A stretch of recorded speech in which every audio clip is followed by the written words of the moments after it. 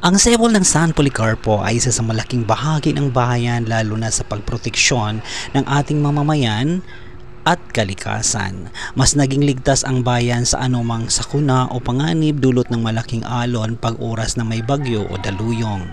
Way back 1990s, ang bahagi ng bayan na ito ay mabato at puno ng panganib para sa mga mamamayang malapit sa bahagi ng dagat o dalampasigan. Dahil dati halos pumasok ang alon pag may bagyo o daluyong o tuwing lumalaki ang ating mga alon. Ang sementeryo na ito, dati-rati, ay halos kainin ng alon ang mga nicho. Yung iba nga minsan kapag once na kasi dati itong bahagi na to is mababa lamang, so itong simenteryo na ito halos pasukin dahil mababa nga ang bahagi na ito para sa ganyang sementeryo, no? So dati-rati parang halos hilain na ng alon ang mga nicho dito. Ayan. Isa sa pinagpasyahan at pinagplanuhan ng pamahalaan ang pagkakaroon ng SAVEREX o seawall.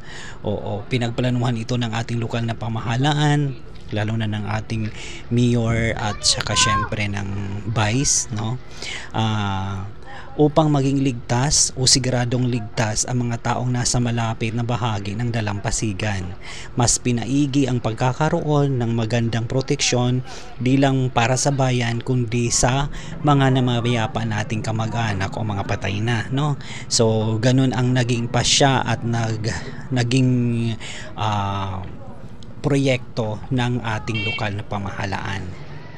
Layon din nito ang magkaroon ng tambayan, pahingahan, pasyalan at ligtas na doongan ng mga bangka para sa ating mangingisda, mapaliit man yan na mangingisda o mapalaking mga mangingisda. Mas pinatindi ang pagkakaroon ng ideya na mas lalo pang maging ligtas ang mga bata para sa aksidente, na dahil minsan may mga batang pumupunta dito sa malapit sa dalampasigan, no, na naglalaro na hindi alam minsan ng mga magulang na nandyan yung mga bata. So mas pinaigi na magkaroon ng mas sapat na way para ang mga bata ay bumaba ng tama at hindi sila agad hihilain ng alon kung sakali.